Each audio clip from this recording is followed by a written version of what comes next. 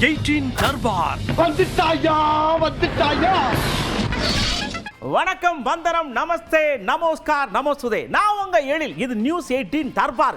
வழக்கம் போல யாத்தே எவ்வளவு விஷயத்தை எடுத்து கொண்டு வந்திருக்கோம் அப்படின்னு ஒண்ணு எடுத்து போடும்போது நீங்களே வாயப்பட போயிடலாம்.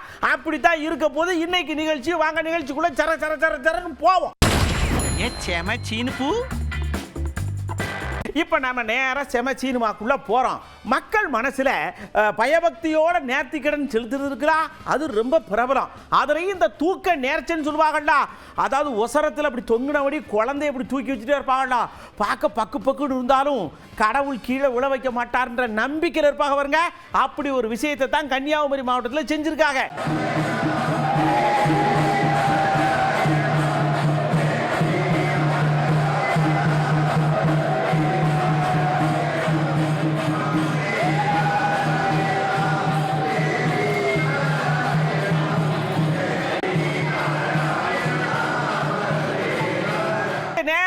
மும்பைக்கு போறோம். ஒரு பிரபலத்துடைய வீட்டில் ஏகத்துக்கும் ஆட்டம் பாட்டம் கொண்டாட்டம்னு களை கட்டி இருக்கு.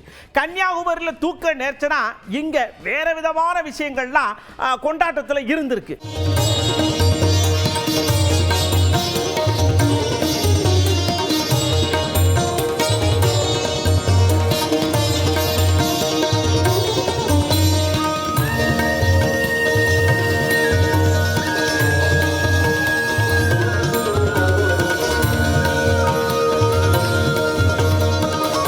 ஒரு புதுசாக ஒரு கட்டடம் கட்டியிருக்காங்க. அந்த கட்டடம் கட்டுறதுக்கு ஒரு ஐயா போய் திறப்பு விழாவுக்கு போயிருக்காங்க. அங்கே ஒரு தம்பி என்ன பண்ணிருக்காரு, தண்டி பூசணிக்காய் மேலே சூடத்தை வச்சு அப்படி சுற்றிருக்கார். ஐயா என்ன சொல்லியிருக்காங்க, ஏ பையா வலது பக்கம் சுத்துக, இடது பக்கம் சுத்துக, தூக்கி எடுத்து போடுக அப்படின்னு ஹிந்தியில் வச்சிருக்கார். யார் பேசினாங்க, எதுக்கு பேசினாங்க அப்படின்னு உங்களுக்கு தொடருங்களா? பாருங்க, கண்டிஷனை தெரிஞ்சு போவோம்.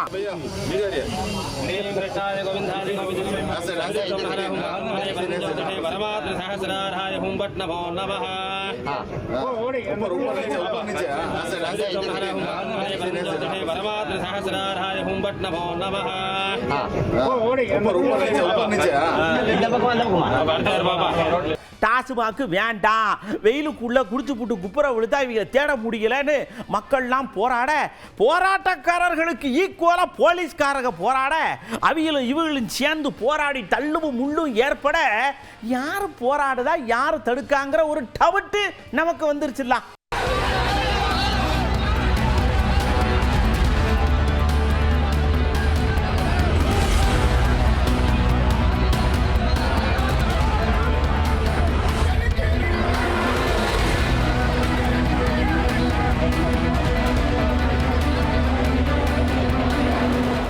கோடை காலத்தில் நீர்ச்சத்து அதிகம் உள்ள பழங்களை வாங்கி லவக்கன்னு சாப்பிடுங்கன்னு சொல்லுதாங்க. இதை பயன்படுத்தி சில பேர் என்ன செய்தாங்கன்னா, இந்த தர்பூசணி பழம் இருக்குல்ல, சொக்கச்சவேன்னு இருந்தால் பார்க்க கண்ணை பறிக்கும்னு அதில் ஏதோ சில விஷயத்தை விஷமமாக பண்ணி விட்டுருதாங்க. இது ஒரிஜினலாகவே விற்கிறவங்களுக்கு பாதிப்பை ஏற்படுத்துது, குறிப்பாக விவசாயிகளுக்கு. அவையெல்லாம் என்ன பண்ணியிருக்காங்க, நேராக கலெக்டர் ஆஃபீஸில் போய் இங்கே இருங்க சாப்பிட்டு காட்டுதோம், எங்கள் சைடு ஒரு தப்பும் கிடையாதுன்னு ஒரு போராட்டத்தை போட்டு சாப்பிட்டுருக்காங்க.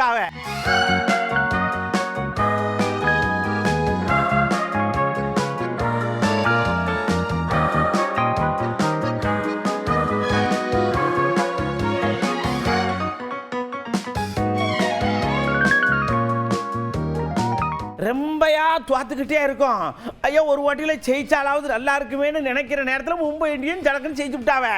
இந்த ஒரு ஜெயிப்பை கொண்டாடிட்டோம்னா அடுத்தடுத்து வர்ற போட்டியில் ஜெயிச்சு போடலாம்னு யாரோ சொல்லியிருப்பாங்க. அவளுக்கு சடக்குன்னு கேட்க வேண்டி மடக்குன்னு வெட்டி எல்லாருக்கும் ஊட்டி சந்தோஷப்பட்டிருக்காங்க மும்பை இந்தியன்ஸ்.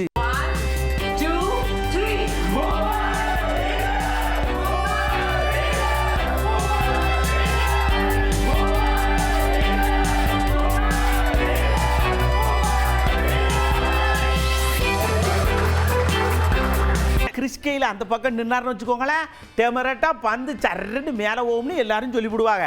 அந்த அளவுக்கு முளையர்னு அடிப்பாருங்க. ஆனால் மனுஷன் இப்போ சமீபத்தில் கிரிக்கெட்லேருந்து ரிட்டையர்ட் ஆகி என்னவும் பண்ண முடியல. அதனால அவர் தம் பக்கம் கவனத்தை ஈர்க்கணும்னு நினைச்சாரோ என்ன தெரியல, தண்ணியில் உட்காந்து லேப்டாப் வச்சு விளையாண்டு கிடக்காரு.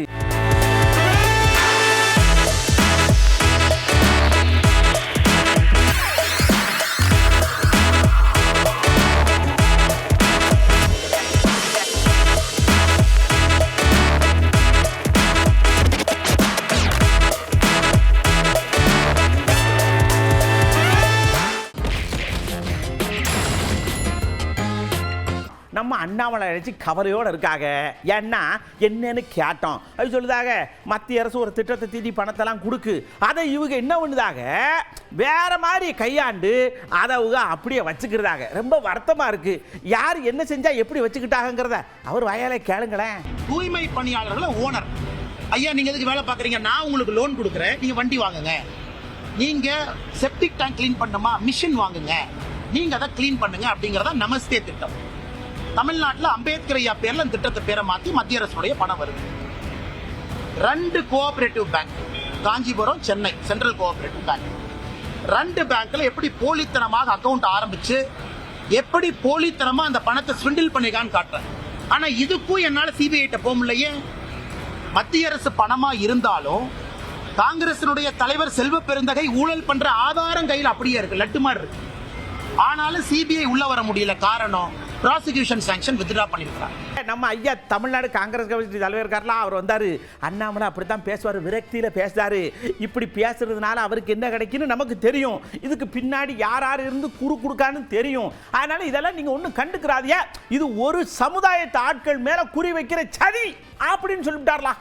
புரிந்துணர்வு ஒப்பந்தம் என்றது டிக்கிக்கும் கவர்மெண்ட்டுக்கும் ஆச்சு. செல்வ பெருந்தகை எங்க வந்தார்? என் கட்சிக்காரங்க வண்டி வாங்கிட்டாங்க, என் கட்சிக்காரங்க வண்டி வாங்கிட்டாங்கன்னா என் கட்சிக்காரங்க யாரும் வண்டி வாங்கியிருக்காங்க சொல்லுங்க. ஒண்ணு. ரெண்டாவது, ஒரு தலித்துக்கு கொடுக்கணும், அதுதான் கிரிட்டேரியா. இப்போ மலம் மல்லிட்டு சுவேஜி லைன்ல இருக்கிறவங்க, அந்த குடும்பம் பாதிக்கப்பட்ட குடும்பம், போன தலைமுறையில இந்த தொழிலை பண்ணிட்டு இருந்தவங்க, இது மாதிரி தான் ஒரு கேட்டகரிஸ் வச்சு நீ கேட்க வேண்டிய கேள்வி கவர்மெண்ட்ல. சரி, அதுக்கு மேல சிபிஐ உங்ககிட்ட தானே இருக்கு, இடி உங்ககிட்ட தானே இருக்கு. என்ன பண்ணணும் நீங்க? சார், இது மாதிரி ஒரு சந்தேகம் வந்திருக்கு, எங்களுக்கு ஒரு புகார் வந்திருக்கு, சில பேர் சொல்றாங்க, இதை கொஞ்சம் விசாரிச்சு ரகசியமா என்கிட்ட சொல்லுங்க, நான் பத்திரிகையாளர் செஞ்சு இது காங்கிரஸ் விட மாட்டேன், தமிழ்நாடு கவர்மெண்ட் விட மாட்டேன்னு கேட்கணும்ல. எதையுமே கேட்காம எவனோ ஒருத்தன் வாடகைக்கு விட்டுட்டு தெளிச்சிட்டு போறான்னா நீ அதை எடுத்து பேசலாமா? ஒரு தேசிய கட்சிக்கு அழகாது. அண்ணாமலை ஐபிஎஸ் படிச்சார், அதெல்லாம் தூக்கி வார வச்சிருங்க. அரசியலுக்கு வந்தா சில அரிச்சுவடிகளை படிக்கணும், குறிப்பா சில பல புத்தகத்தை படிக்கணும். முடியலையா, மோடி எழுதின புத்தகத்தையாவது படிக்கணும். இல்லைன்னா இப்படித்தான் வருத்தப்பட வேண்டியிருக்கும். அதனால அவருக்கு தாழ்மையோட கேட்டுக்கிறது என்னன்னா, ஐயா ஒரு 2-3 புத்தகத்தை படிச்சுவாங்க போங்க அப்படின்னு சொல்லுதாருல. தமிழ்நாட்டின் முதலமைச்சர் 2021 கொடுத்த வாக்குறுதியை 90 விழுக்காடு நிறைவேற்றி இருக்கிறோம், எஞ்சிய காலங்களில் 10 விழுக்காடை நிறைவேற்றுவோம் என்று அறைகோல் விடுகிறார். அப்படி நரேந்திர மோடியால் சொல்ல முடியுமா? அதான் எங்க கேள்வி. நேற்றுக்கே சொல்லிட்டாரு. அடுத்தது, இந்த புரிந்துணர்வு ஒப்பந்தம், டிக்கி, அண்ணாமலை குற்றச்சாட்டு. நீங்க அண்ணாமலை என் மேல குற்றச்சாட்டு வைக்கல, அவர் கொஞ்சம் அறகுறையா படிச்சிருக்காரு நினைக்கிறேன், நிறைய புத்தகங்கள்லாம் படிச்சிருக்காருன்றார். ஃபர்ஸ்ட் படிக்கணும், அவர் பார்க்கணும் 10 வருஷமா என்ன நடந்திருக்கு அரசியல்ல, பாஜக அரசியல்.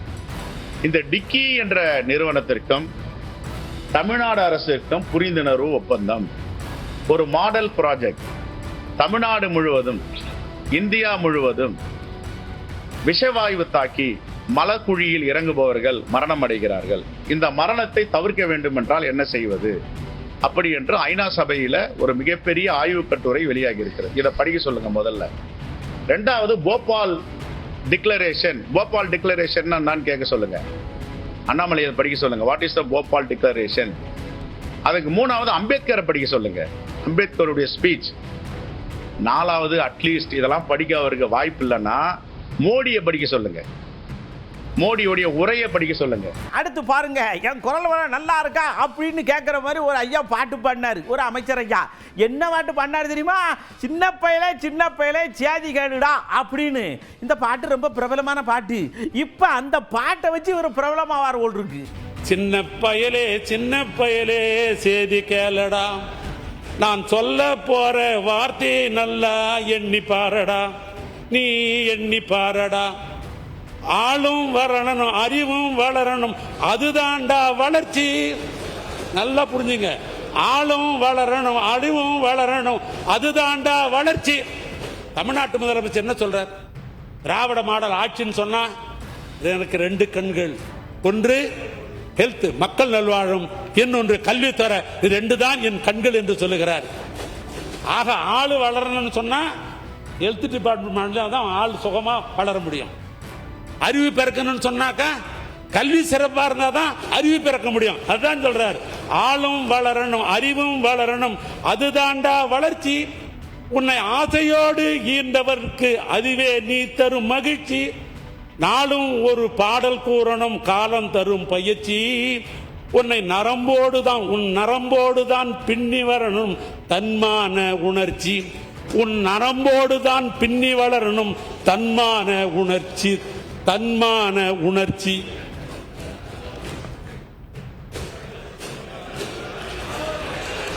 மாண்புமிகு பேரவைத் தலைவர்களே, தமிழ்நாட்டு முதலமைச்சருக்கு இந்த தன்மான உணர்ச்சி என்று பீரிடுகிற காரணத்தினால்தான் ஆன்மீக தமிழுக்கும் திராவிட தமிழுக்கும் ஊறி ஏற்பட்டால் அதை தடுத்து நிறுத்துவதற்கு நான் தயாராக இருக்கிறேன். எத்தனை கோடி இழந்தாலும் பரவாயில்லை, என்ன விலை தர வேண்டியதாக இருந்தாலும் சரியாயில்லை, அதற்கு நான் தயாராக இருக்கிறேன் என்று சூழலித்து தமிழ்நாட்டு முதலமைச்சர் இன்றைக்கு இருமொழி கொள்கைதான் என் ஆட்சியினுடைய கொள்கை என்று இன்றைக்கு பறைசாற்றிக் கொண்டிருக்கிறார். அடுத்து பாருங்க, சொர்க்கம் எல்லாம் ஊட்டியில கிடக்கு. இந்த வெயிலுக்குள்ள நீங்க அங்க போனீங்கன்னா பார்த்து ரசிக்கலாம்னு யாரா அடிச்சு விட்டுருக்காங்க. வண்டி எடுத்துட்டு சரசரையா போறாங்கல்ல.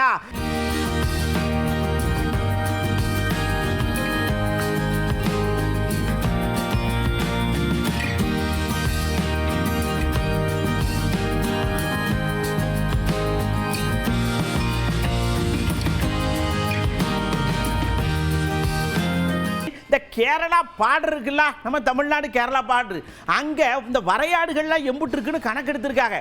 கணக்கு எடுக்கும் போது இந்த வரையாடுகள்லாம் பயங்கரமா நிக்கிறத பார்க்கும்போது அடடடா, இத்தனை நாள் இதை பார்க்காம விட்டுட்டேமே, ரசிக்காம விட்டுட்டேமே அப்படின்னு எல்லாரும் ஏங்குதாவ.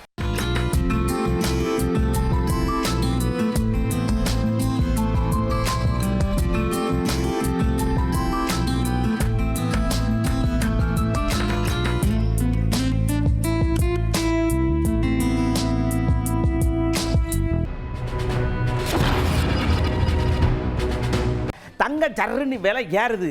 இப்போ வாங்கி வச்சுக்கிட்டோம்னா பின்னாடி ஏறும்போது வித்துடலாம்னு ஒரு கணக்கு போட்டு நம்ம அதில் முதலீடு பண்ணுவோம்ரா. ஆனால் வாங்கும் போதும் செய்கூலி சேதாரம் ஆதாரம் இதாரம்னு நம்மகிட்ட எக்ஸ்ட்ரா பிடுங்கிறாங்க, விற்கும் போதும் பிடுங்குறாங்க. அப்போது இதில் முதலீடு பண்ணுறது சரியா தப்பா எப்படின்னு கேட்டோம். மக்கள் கொஞ்சம் குழம்புனாலும் கணக்கு போட்டு சொல்கிறாங்க.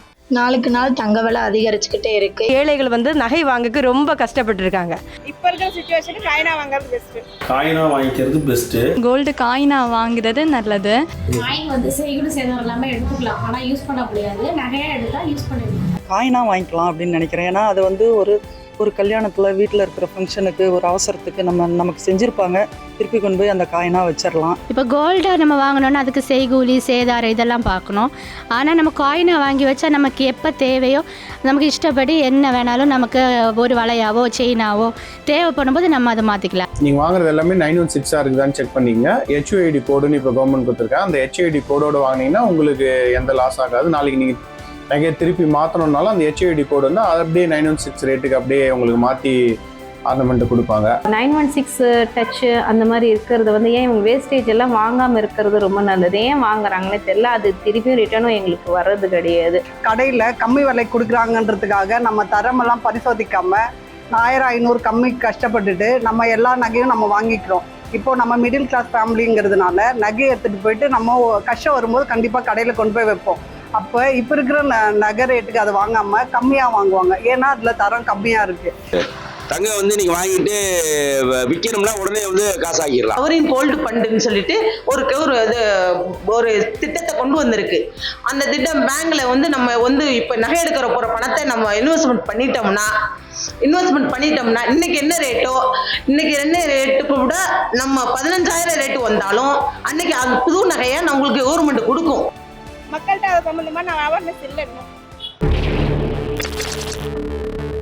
மக்களை அடுத்த நம்ம உசாரையா உசாரு ஓரஞ்சார உசாருன்னு பாட்டு பாடினாலும் எவ்வளவு உசாரா இருந்தாலும் வண்டியை ஆட்டைய போறது நிறுத்த மாட்டேங்க. அவளை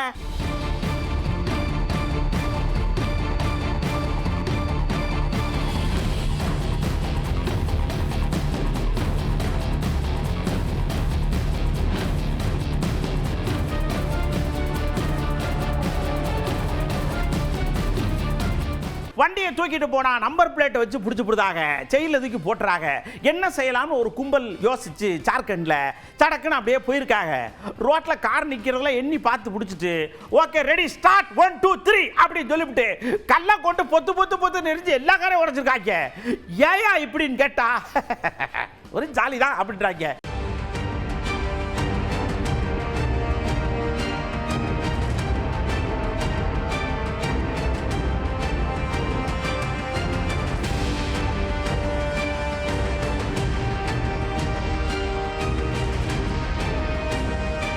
அடுத்து குஜராத்தில் ஒருத்தர் என்ன பண்ணாரு அப்படின்னா ஹோட்டல் போய் சாப்பிட்டார். சாப்பிட்டா அவர் வாட்டுக்கு சட சடன்னு போயிட்டார். இன்னொரு தம்பி வந்திருப்பா, அப்படி வந்து பார்த்துட்டு எனக்கு சாப்பாடெல்லாம் வேணாம், செத்தோண்டு மட்டும் காசு மட்டும் வேணும்னு கல்லாப்பட்டிக்குள்ளே கையை விட்டு எடுத்துகிட்டு போயிட்டாப்புல. கடைக்கார பையனாக இருக்கும்னு நினைக்கிறா, களவாணி போயிடலாம்ங்க.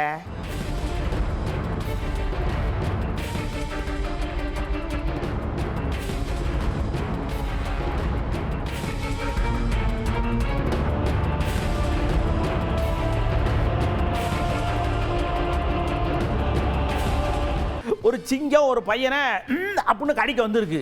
அவன் குச்சியை எடுத்து அடிக்க போயிருக்கான். சடக்குன்னு இந்த வீடியோ எவனோ எடுத்து போட்ட உடனே எப்படிடா நீ சிங்கத்தை அடிக்க போச்சு, சிங்கம் பிறண்டனால கடிச்சாலும் கம்மன் இருக்கணும், சிங்கம் தான் முக்கியம் அப்படின்னு இப்போ விசாரணை நடத்திருக்காங்களாம்.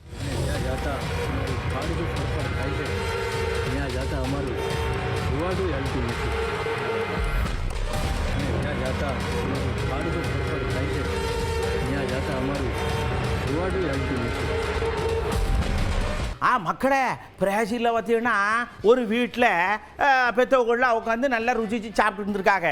ஒரு பாப்பா என்னன்னு இருக்குது, கையில் ஒரு இரும்பு கம்பி எடுத்துகிட்டு கடன்னு போயிருக்கு.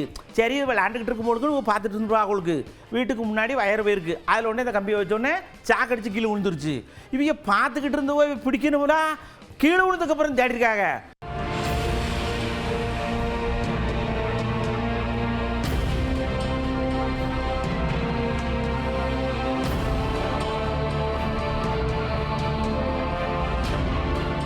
தர்பாரில் பார்த்த எல்லா விஷயங்களும் உங்களுக்கு பிடிச்சிருக்கா? அடுத்த தர்பார் வரைக்கும் வெயிட் பண்ணுங்க. நாளைக்கு தானே 10வது பரீட்சை எழுதுறீங்கள, அவையெல்லாம் நல்லா எழுதணும். வெயில் ஓவராக இருக்குது அப்படின்னு படுத்து தூங்கப்படாது, டயர்டாக தான் இருக்கும். ஆனாலும் படித்து எழுதிடணும்டா. 16ஆம் வகுப்பில் நல்ல குரூப் எடுக்கணும்டா. எந்த குரூப் எடுத்தாலும் படிச்சிடணும். படிப்பு முக்கியம் பிள்ளை காடுகளா. அடுத்த தர்பாரில் இதே மாதிரி ஏகப்பட்ட விஷயத்தோட நான் உங்களை சந்திக்கிறேன். அது வரைக்கும் உங்களிடமிருந்து அன்போடு விடைபெற்றுக் கொள்வது உங்கள் அன்பு நண்பன் எழில். வணக்கம் வணக்கம் மகளே. 18 தர்பார் வந்துட்டாயா.